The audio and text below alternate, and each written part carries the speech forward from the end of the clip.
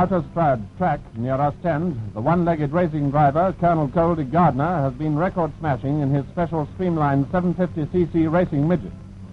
The record in this class was held by a German at a speed of 140.7 miles an hour. Gardner raises the mark to 159.15 for the flying mile and breaks other records as well.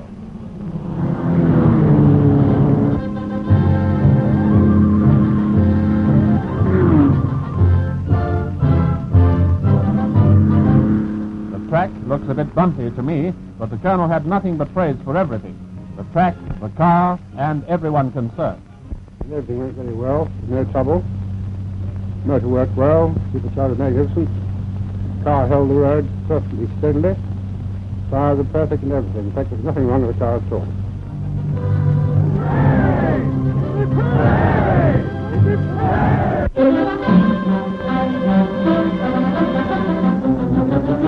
Once again, huge crowds came to Newmarket, this time for the Cambridge Hunt, when they were to see turf history made by a winner carrying the record weight of 9 stone 4 pounds.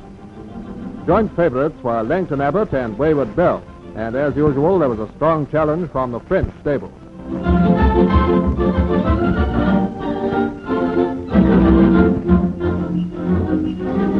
It's a big field of 34 runners, and they're off. A flying start and perfect going, with Wildwood, Wayward Bell and Langton Abbott going well to the front, and the French horse Sayani nearly coming to grief in the middle of the tightly packed field. Closely bunched together, the leading group moved on, with Langton Abbott, Wildwood, French Toy, Carmania, and Wayward Bell all prominent, and the grey Toronto rapidly moving up. Now the leaders are dropping out, Carmania, Grand Duke, and Wildwood, but Langton Abbott still there, and so are Toronto, French Toy, and Clouder making a strong challenge. Coming to the rising ground before the home stretch, and it's Sayani carrying top weight but putting on a lightning burst that takes him right into the front rank. And here they come, Sayani, Clouder in a breathtaking finish. Winner by a head, Sayani completes for France the victorious Autumn Double.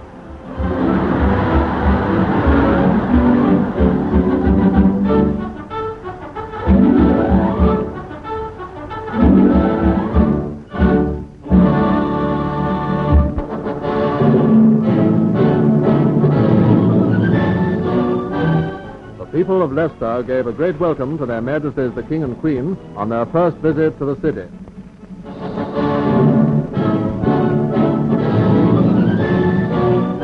Speaking at the de Montfort Hall, the King referred to Leicester's generosity during the war years. And I would like to express my sincere appreciation to the householders of Leicester who welcomed in their midst refugees and evacuees from areas which were subjected to heavy bombing attacks. According to custom, the city mace was offered to His Majesty, who asked the Lord Mayor about his age. It is a very old one. It's known custom, so we just This one is a very old one. Very old mace. Yes.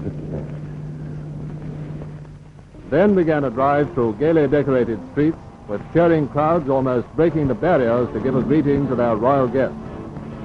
One of the factories visited was busy turning out plastics, including dolls and toys of all kinds. Dresses of plastic were also on display, and the Queen admired some flowers of the same material. Another happy picture from a royal occasion that Leicester will long remember.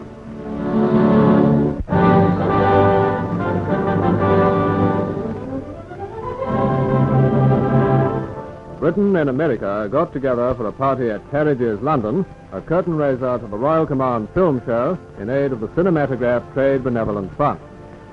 Representing the fund, Mr. Reginald Bromhead was there with his wife to receive the guests. One of the brightest stars was Ray Milland, Academy Award winner who began his film career in Britain 17 years ago. Deborah Carr, with husband, was soon chatting to the young American discovery, 21-year-old Dorothy Malone, now well on the road to stardom. At this party, you've got to keep moving if you can, and Ray Milland soon finds himself joining the group.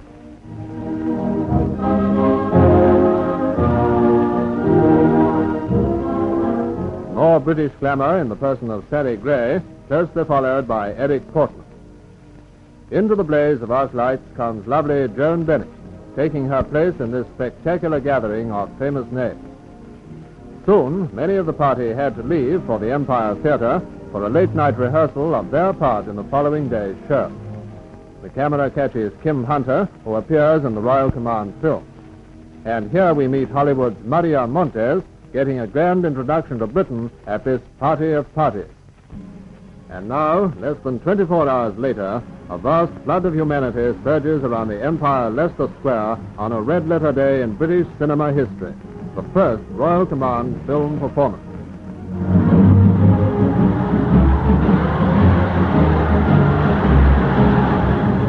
Big names of the film industry, producers, directors, and stars had literally to fight their way through a sea of wildly enthusiastic spectators. And here's one of the first arrivals, Stuart Granger, none the worse for the ordeal. Bigger crowds every minute made the scene look more and more like the victory celebrations as world-famous personalities began to arrive thick and fast. Even in Hollywood, the American stars had never seen anything like this.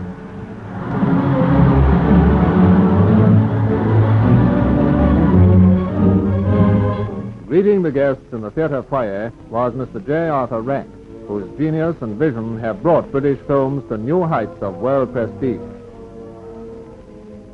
Among the stars whose names are household words was John Mills. Michael Redgrave brought his 9-year-old daughter Vanessa, and Margaret Lockwood was busy looking after her 5-year-old Margaret Julia. Another distinguished guest was Mr. Atlee. Out in Leicester Square, the police were doing a grand job trying to clear a way for the royal car, but the crowd's excitement swept all before it. This was a big occasion, and they were going to make the most of every minute. At last, after a 12-minute delay, Their Majesties, the King and Queen, with the princesses, entered the theater to the sounds of a tremendous cheer.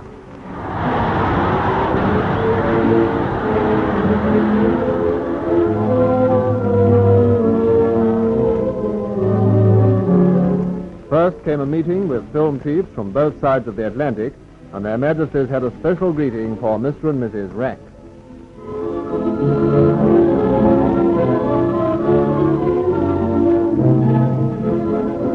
Then came a big moment for the young daughters of John Mills, Michael Redgrave, and Margaret Lockwood, as they presented bouquets to the Queen and the two princesses, a scene which charmed the royal family as much as the proud parents themselves.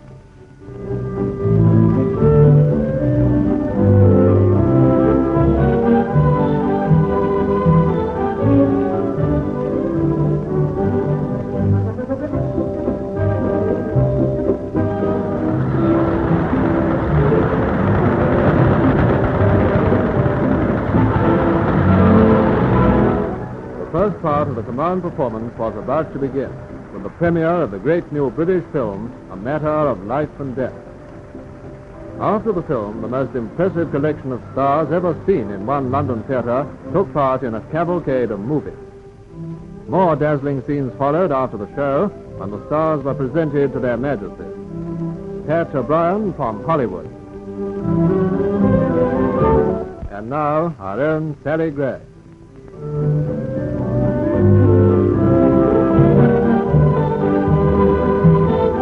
Vivian Leigh and her husband, Laurence Olivier, and Bessie Love, star of The Silent Days.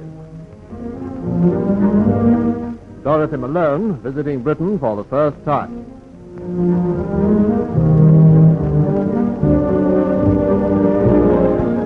Bud Flanagan, dear to the hearts of millions, and Will Hay, equally at home on stage or screen.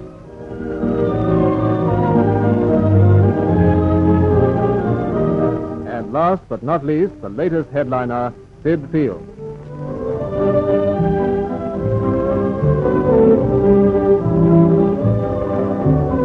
An evening of many thrills, which has brought great financial benefit to a most deserving cause, the film industry's own benevolent fund.